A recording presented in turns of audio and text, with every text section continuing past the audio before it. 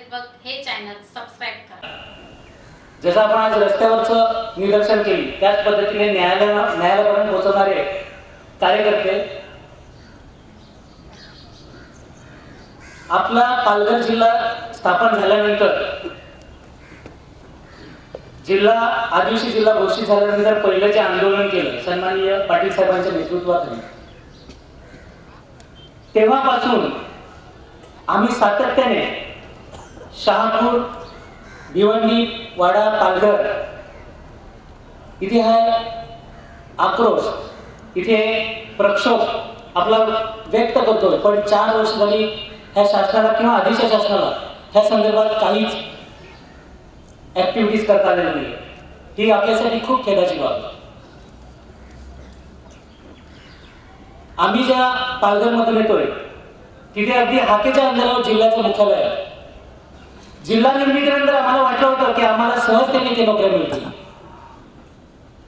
का तर ठाणा आम्हाला लांब पडायचं आहे। पण झालं अगदी उलट।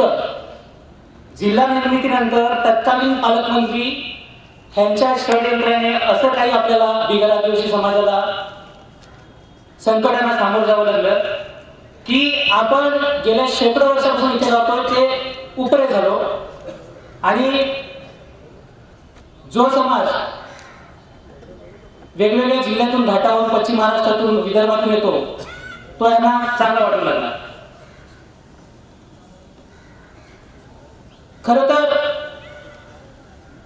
2015 मध्ये एक तलाठी भरतीची जाहिरात आली होती, ज्याच्यामध्ये 100% भरती, तलाठी भरती ही अनुसूचित जमातीसाठी ठेवण्यात आली होती। त्या जाहिरातीचं आम्ही व्हॉट्सअपवर फक्त आम्हाला निदर्शनास आलं आणि फक्त 7 दिवसामध्ये आम्ही एक लढा उभा केला बिगर ओबीसी हक्क परिषदेच्या माध्यमातून।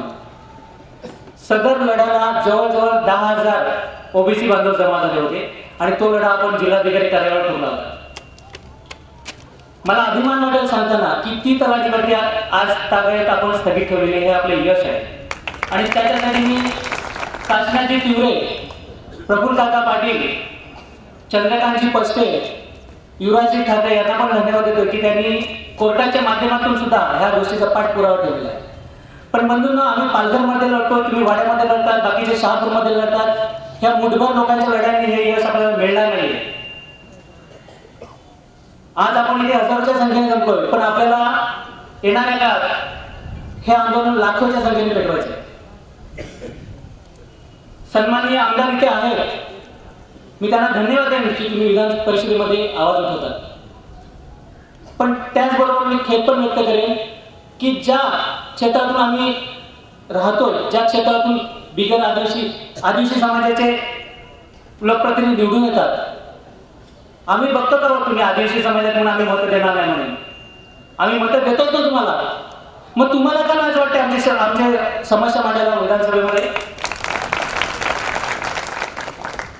आज वेगवेगळ्या पक्षाचे, राजकीय पक्षाचे कार्यकर्ते इथे, नेते मंडळी आहेत, मी त्यांना विनंती करेन की आपण फक्त गडी म्हणून काम करू नका।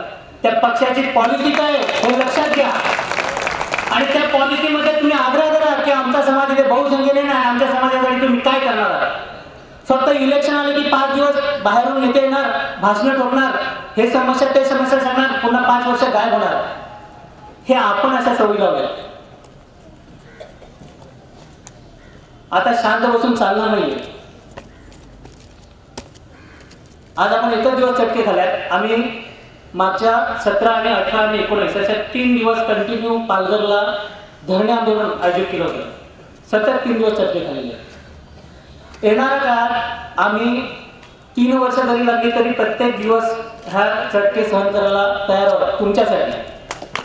पण त्या ताकदीनिशी तुम्हाला सुद्धा आमच्यासोबत रस्त्यावर उतरावं लागेल।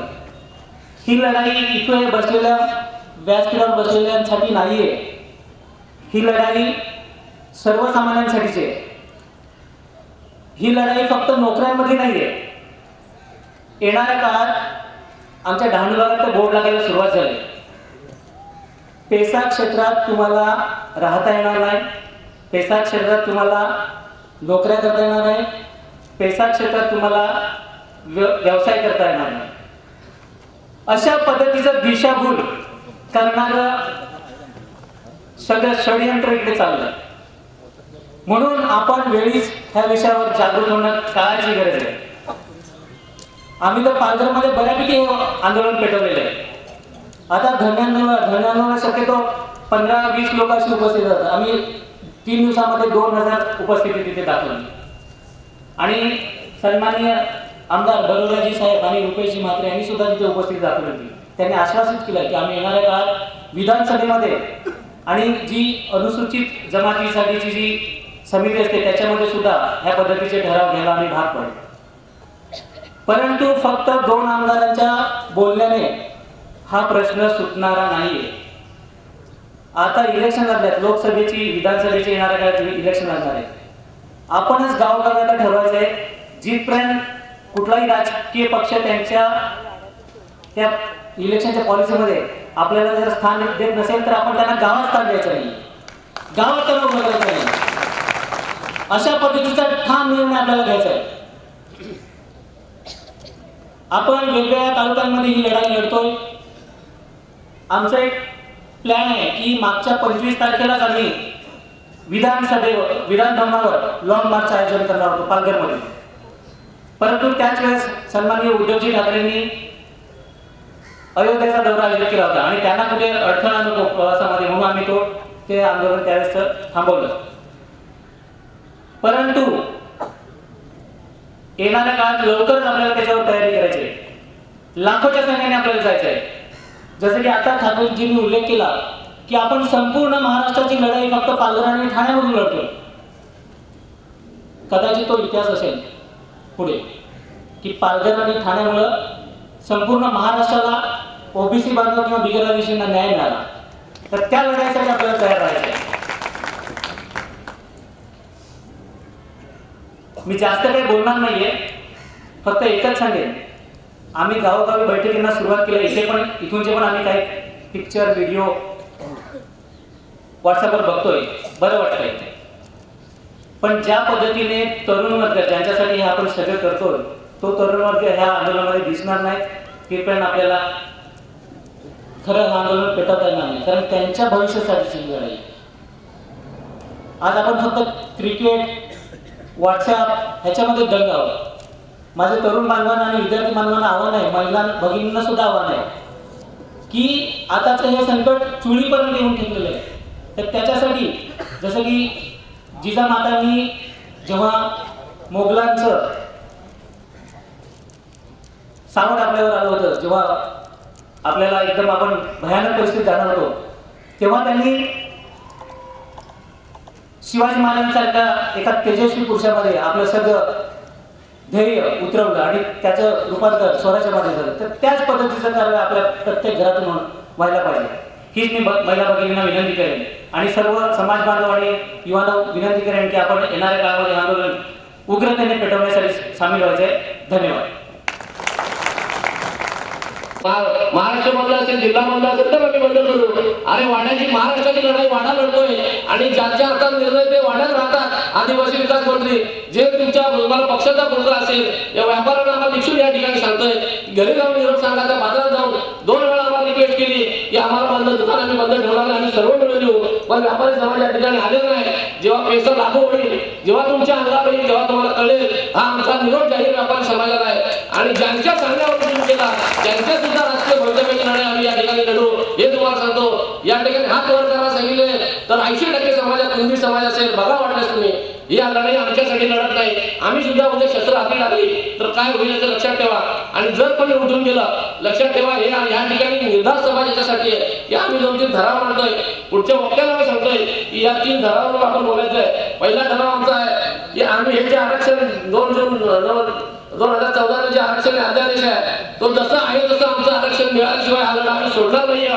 दुसरा ठराव असा आहे की न्यायालयाची जी कायदेशीर लढाई आहे त्या लढाईसाठी जे योगदान देता येईल, जे आर्थिक सहकार्य देता येईल ते सुद्धा आम्ही देऊ असं तुम्हाला या ठिकाणी जाहीर करावं लागणार आहे. त्याचबरोबर या लढ्याची पुढची दिशा असणार आहे, ती राजभवनावरचा मोर्चा ही दिशा असणार आहे. त्यासाठी सुद्धा तुम्हाला तयारी करायला लागणार आहे. हे तुम्हाला सुद्धा आम्ही निश्चित सांगतोय, कारण आम्ही सुद्धा खोकलून सांगून आम्ही सुद्धा थकलेलो आहोत. जर समाजाला त्याची गरज नसेल आणि व्यापारी समाजाचा आणि आदिवासी विकास मंत्रालयात आम्ही जाहीरपणे या ठिकाणी उल्लेख करतो, आम्ही ते टाळलं होतं की त्यांचा उल्लेख करायचा नाही, परंतु आम्हाला तो करावा लागतो. कारण आम्हाला आता असा मेसेज मिळाला आहे की वाडा शहर बंद करू नका म्हणून तुम्हाला कसे निरोप आलेला आहे. परंतु तसं जर असेल तर येत्या काळात आम्हाला सुद्धा त्याचा विचार करावा लागेल. या ठिकाणी जे प्रतिनिधी असतील, गांधी साहेब तुम्ही शहराचे प्रतिनिधी आहात, कैलास संस्थाचे तुम्ही व्यापाराचे प्रतिनिधी आहात, आमचा तुम्हाला जाहीर निरोप आहे. मित्रांनो, मशाल न्यूज नेटवर्क हे चॅनल जर तुम्हाला आवडलं असेल तर हे चॅनल सबस्क्राईब करा. तिथे असलेलं बेलचं आयकॉन तेही दाबा, म्हणजे तुम्हाला नोटिफिकेशन तात्काळ मिळत राहतील. आमचे नवनवीन व्हिडिओ हे तुमच्यापर्यंत पोहोचत राहतील.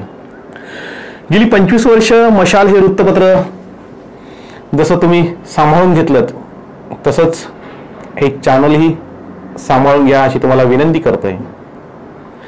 आणि ज्यांनी हे सबस्क्राईब केलं नसेल त्यांनी त्वरित हे चॅनल सबस्क्राईब करून आम्हाला सहकार्य करा. धन्यवाद.